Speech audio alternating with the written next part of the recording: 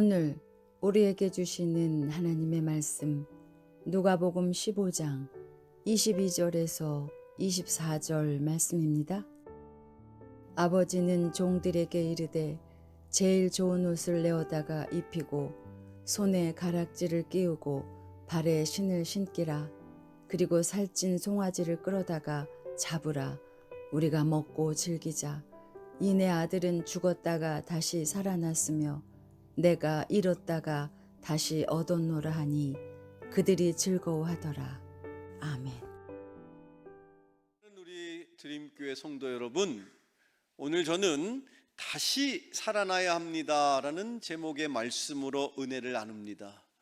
여기 기록되어 있는 이 누가복음 15장의 말씀 속에는 세 가지 예수님의 비유의 말씀이 등장합니다. 잃었다가 다시 찾은 그런 내용의 이야기 속에서 세 번째, 잃었다가 다시 찾은 아들의 이야기, 이 이야기 속에 등장하는 아버지와 아들이 서로 주고받는 대화 속에서 저는 그 아버지가 그 주변에 있는 사람들을 향하여, 아들을 향하여 너는 내가 잃었다가 다시 찾은 아들이고 너는 내가 이 세상 가운데에 잃었다 다시 찾았을 뿐만 아니라 식은 죽었다가 다시 살아난 나의 아들이다. 그렇게 말씀을 여기 지금 이 대화 중에 하고 계시는데, 이 비유의 말씀 속에서 너는 다시 내가 찾은 아들이요 너는 죽었다가 살아난 나의 아들이라 하시는 이 음성이 하나님의 음성으로, 오늘 이 아침에 저와 여러분을 향하신 하나님의 음성으로 들려지시기를 주님의 이름으로 축원합니다. 여러분은 세상 속에서 하나님이 다시 찾으신 하나님의 아들이요 딸입니다. 여러분은 세상 속에서 우리의 영혼이 죽어 있었지만 주님께서 우리를 사랑하셔서 예수 그리스도를 통해서 우리의 영혼을 회복시켜 주신 다시 살아난 삶을 살게 되었습니다. 오늘 이 말씀을 통해서 다시 살아나야 합니다라는 이 제목처럼 여러분의 영혼이, 여러분의 가정이, 여러분이 섬기는 이 교회가, 그리고 이 나라와 민족이 하나님의 은혜로 다시 살아나는 그런 놀라운 기적을 체험하는 2024년 한 해가 되시기를 주님의 이름으로 축원합니다. 여러분의 인생은 다시 살아나야 합니다. 여러분의 가정과 우리가 섬기는 이 나라와 민족과 이 교회는 다시 부흥해야 됩니다. 오늘 이 주시는 본문을 통해서 과연 우리가 어떻게 다시 살아날 수 있는지 그 진리를 깨닫고 2024년은 지나온 2023년과 달리 다시 살아나는 인생, 다시 살아나는 가정, 다시 살아나는 나라와 민족과 이 교회가 될 때에 우리를 살려주시는 그 하나님의 뜻을 깨닫고 2024년을 승리하며 살아가는 저와 여러분 되시기를 주님의 이름으로 축원합니다. 우리가 과연 어떻게 다시 살아날 수 있을까요? 여기 오늘 이야기 속에 등장하는 이 아버지는 잃은 영혼을 회복하시는 하나님을 상징하는 것이고, 여기 지금 아버지의 집을 떠났다가 다시 돌아온 둘째 아들은 흔히 우리가 탕자라고 표현하고 있는데, 탕자라는 단어가 성경에는 나와 있지 않아요. 다만 우리가 이해할 때에 그 둘째 아들을 우리가 흔히 쉽게 탕자라고 표현하는 것일 뿐이죠. 어찌 되었든 둘째 아들이 되었든 그를 일컬어 탕자라고 하였든 여기 둘째 아들 혹은 탕자가 바로 누구입니까? 바로 이 자리에 앉아있는 저를 포함한 우리 모두가 둘째 아들이요 죽었다가 다시 살아난, 잃었다가 다시 회복한 구원받은 백성이 바로 이 둘째 아들이요 탕자가 아니겠습니까? 따라서 오늘 이 주시는 말씀은 2000년 전에 예수님의 비유 속에 나오는 이 탕자는 바로 다름 아니라 저와 여러분이 되는 것입니다. 따라서 오늘 이 주시는 말씀은 나의 말씀이요, 우리 가정을 향한 말씀이요, 이 자리에 함께하는 우리 드림의 믿음의 공동체를 향하신 주님의 음성인 줄로 믿습니다. 그럴 때에 이 말씀 속에서 하나님이 무엇을 원하시고 어떻게 우리는 다시 살아날 수 있는지, 다시 한번 우리의 삶을 통해서 다시 살아나는 은혜가 저와 여러분에게 있기를 축원합니다. 어떻게 하면 우리는 다시 살아날 수 있습니까? 첫 번째, 어떻게 해야 합니까? 돌이켜야 합니다. 오늘 본문 누가복음 15장 17절의 말씀 한번 읽어봅시다. 같이 읽어봐요. 시작. 이에 스스로 돌이켜 이르되 내 아버지에게는 양식이 풍족한 품꾼이 얼마나 많은가. 나는 여기서 주려 죽는구나. 아멘. 둘째 아들은 아버지에게 조릅니다.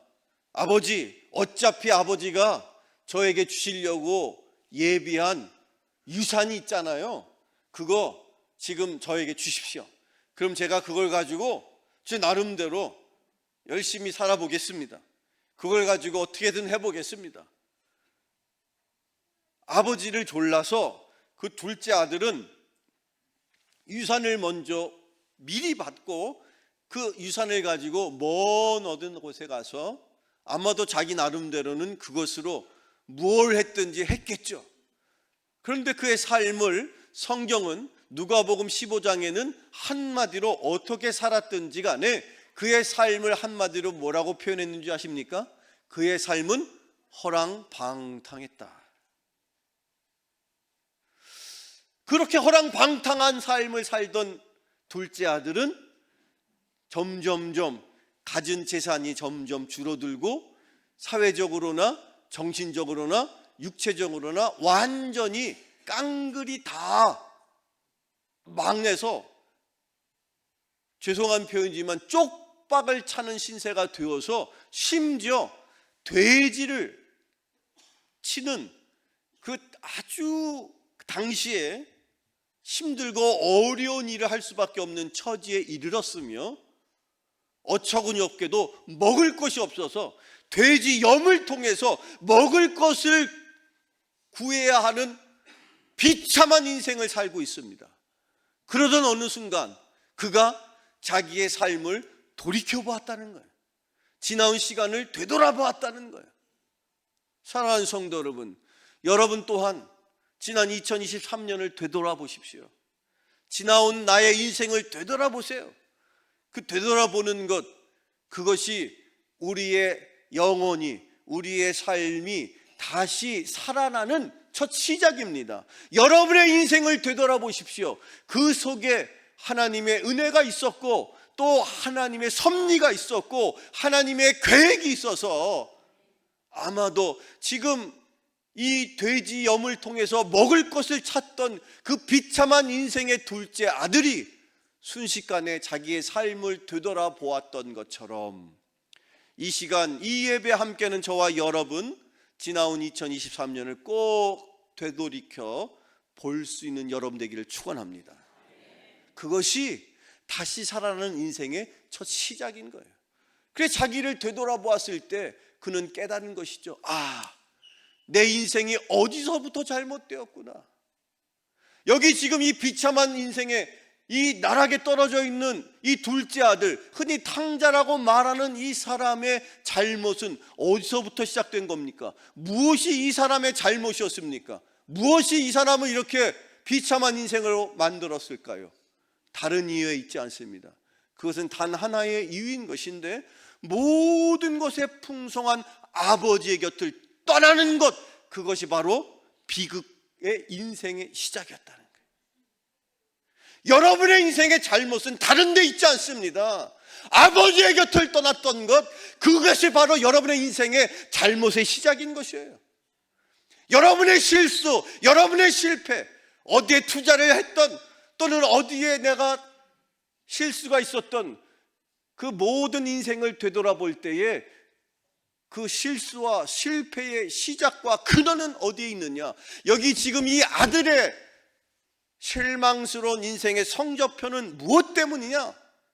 그것은 다름 아니라 모든 것에 풍성한 아버지의 곁을 떠났던 것, 그것이 바로 그의 인생의 가장 최대의 실수였던 것입니다.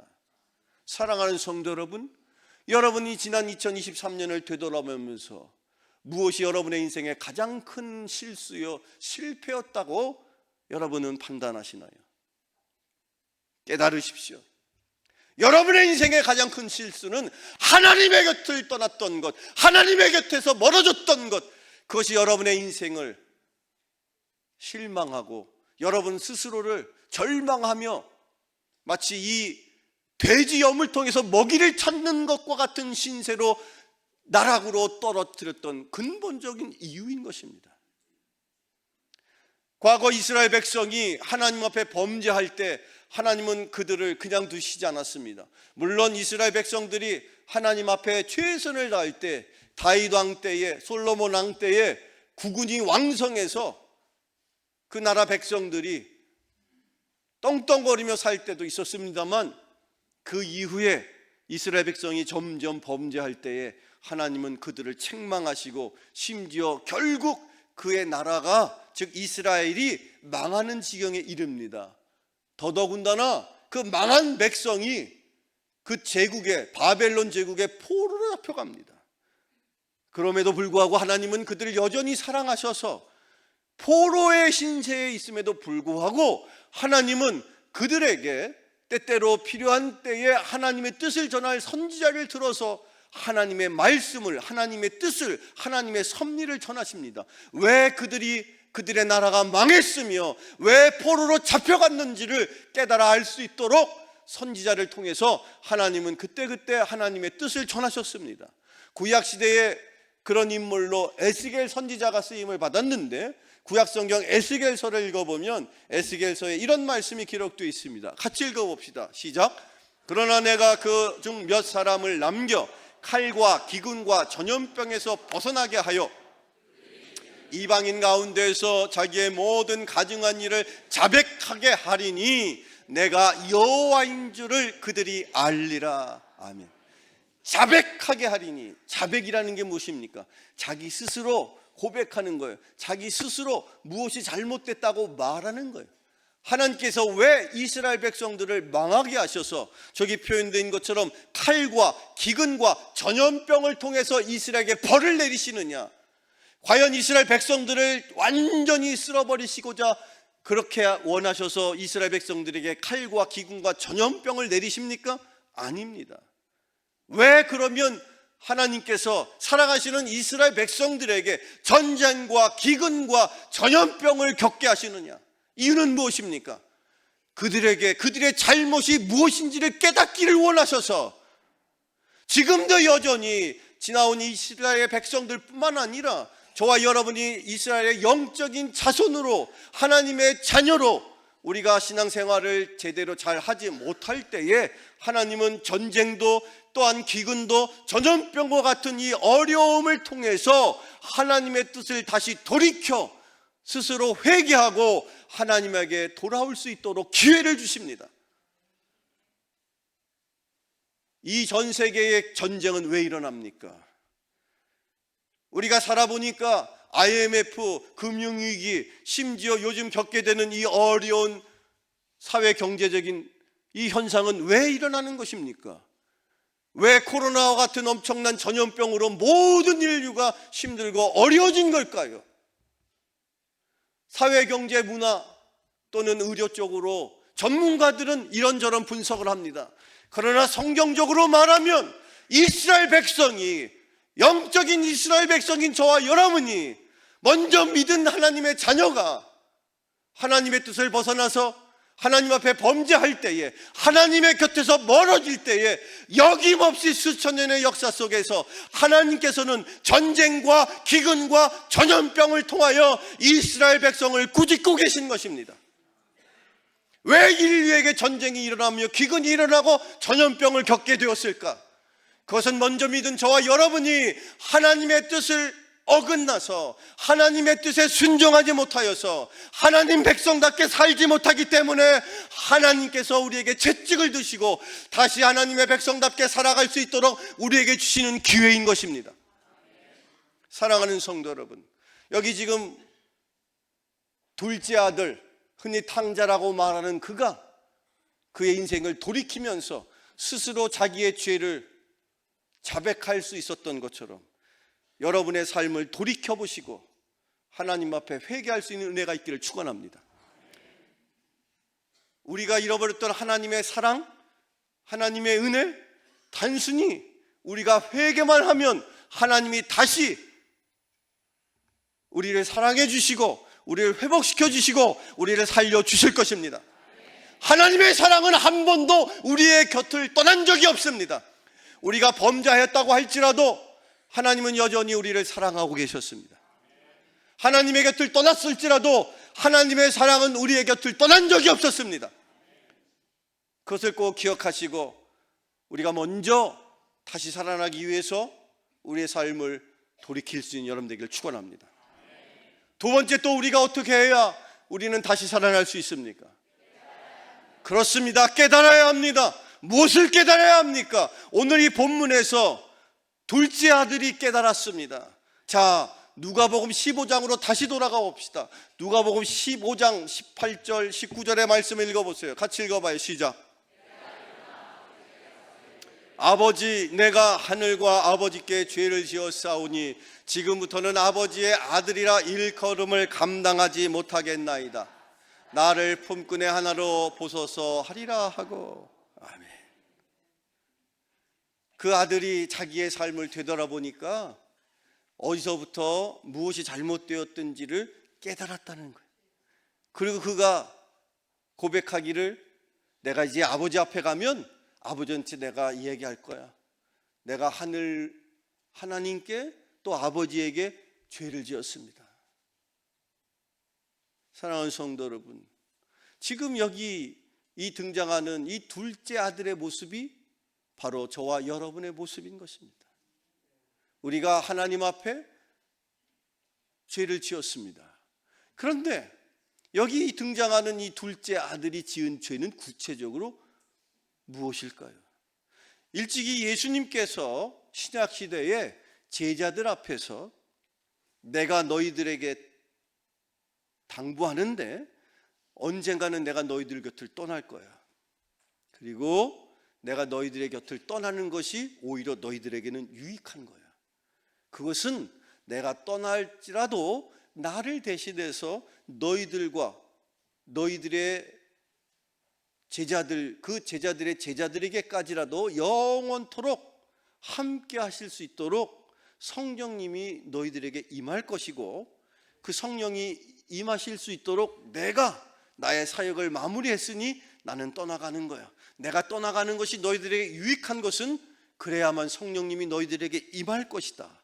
그리고 그 성령님이 임하게 되면 너희들이 깨닫게 될 거야. 죄가 무엇인지, 의가 무엇인지, 심판이 무엇인지, 너희들이 생각하는 죄와 하나님께서 말씀하시는 죄, 너희들이 생각하는 의와 하나님이 말씀하시는 의, 너희들이 생각하는 심판과 하나님이 말씀하시는 심판의 기준이 어떻게 다른 것인지 성령이 오시면 성령을 통해서 죄에 대해서, 의에 대해서, 심판에 대해서 너희들에게 깨닫게 하실 거야. 누가? 성령께서. 예수님의 말씀을 읽어봅시다. 신약성경 요한복음에 이렇게 기록되어 있어요. 같이 읽어봐요. 시작. 그러나 내가 너희에게 실상을 말하노니 내가 떠나가는 것이 너희에게 유익이라. 내가 떠나가지 아니하면 보혜사가 너희에게로 오시지 아니할 것이요 가면 내가 그를 너희에게로 보내리니 그가 와서 죄에 대하여 의에 대하여 심판에 대하여 세상을 책망하시리라. 죄에 대하여라 하면 그들이 나를 믿지 아니하며. 사랑하는 성도 여러분, 예수님께서 말씀하십니다. 너희들의 죄가 무엇인지 아느냐? 예수님께서 이 시간 여러분에게 묻고 계십니다. 너의 죄가 무엇인지 아느냐? 여러분의 죄가 무엇입니까? 나를 믿지 않은 것이 너의 죄이다. 다윗도 하나님 앞에 범죄하였습니다. 심지어 간음하고 심지어 살인을 저질렀습니다. 그럼에도 불구하고 그가 하나님 앞에 회개할 때 그는 용서를 받았습니다. 그러니 우리가 용서받지 못할 죄가 없지요. 그러나 여전히 하나님 앞에 엄하게, 아니 하나님이 도저히 용서하시 않은 분명한 죄가 있으니 그것은 바로 무엇입니까? 하나님께서 이 땅을 구원하시고자 보내신 독생자 아들 예수 그리스도를 믿지 않는 것, 그것이 온전히 죄인 것입니다. 예수를 받아들이지 않는 것, 예수를 믿지 않는 것, 예수님의 구세주인 것을 믿지 않는 것, 그것만이 죄라고 성경은 가르치고 있는 것입니다. 여러분의 인생의 죄가 무엇입니까? 도둑질하는 게 죄입니까? 살인하는 게 또 물론 죄지요. 그러나 용서할 수 있습니다. 용서받을 수 있습니다. 그러나 용서받지 못할 유일한 죄가 있습니다. 그것이 무엇입니까? 나를 믿지 않는 것이 하나님이 유일하게 죄라고 말씀하시는 분명한 죄인 것입니다. 용서받지 못할 죄인 것입니다. 여러분, 예수를 그리스도로 고백하시기를 축원합니다. 우리의 지나온 삶 속에 고백해야 될 그 유일한 죄는 내가 예수를 그리스도로 고백하지 않고 내 멋대로 살아왔던, 나는 나름대로 열심히 최선을 다해 살아왔습니다.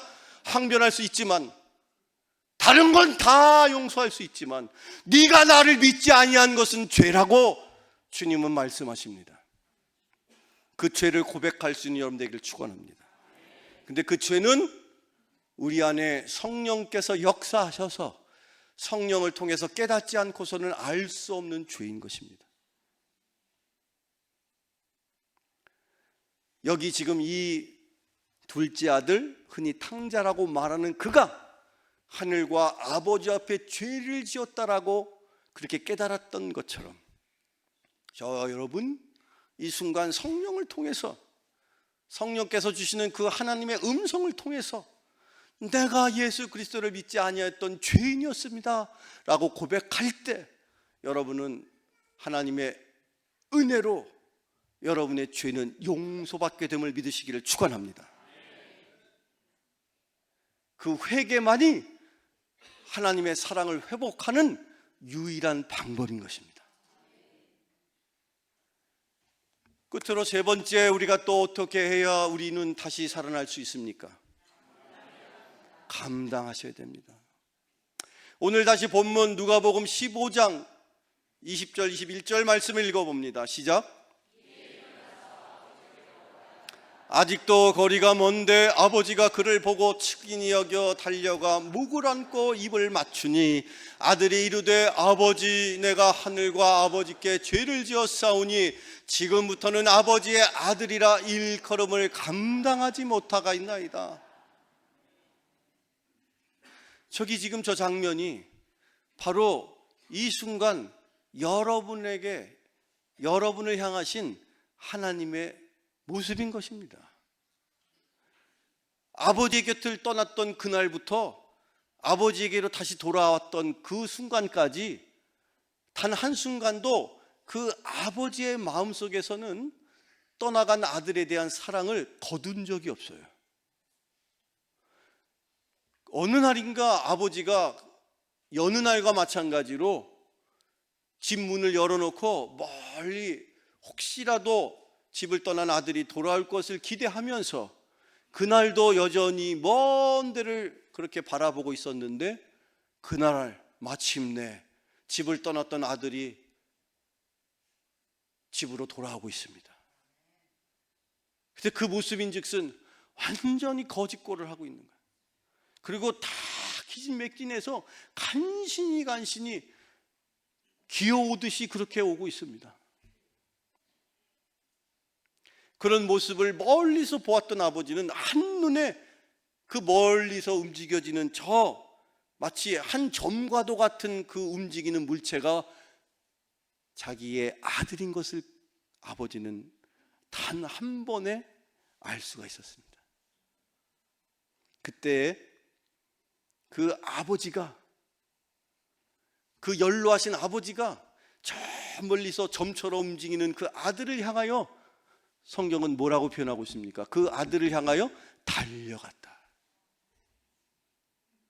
여러분을 하나님께서 구원하시고자 하나님은 여전히 여러분의 삶 속으로 달려가고 계십니다. 여러분의 가정 속으로 달려가셨습니다. 지금도 여전히 달려오고 계십니다. 그 아들이 간신히 아버지 앞에 무릎 꿇고, 아버지, 제가 이제 더 이상 아버지의 아들로 감당할 수 없습니다. 그때 아버지가 아니다, 너는 과거에도 나의 아들이었고 지금 이 순간에도 나의 아들일 뿐 아니라 영원토록 변함없이 나의 아들이다. 사랑하는 성도 여러분, 우리가 예수님을 떠났던 그 순간에도, 심지어 예수님을 몰랐던 그 순간에도 우리는 주님의 자녀였습니다. 지금 이 순간에도, 아니 앞으로도 영원토록 우리는 주님의 자녀로 살게 될 것입니다.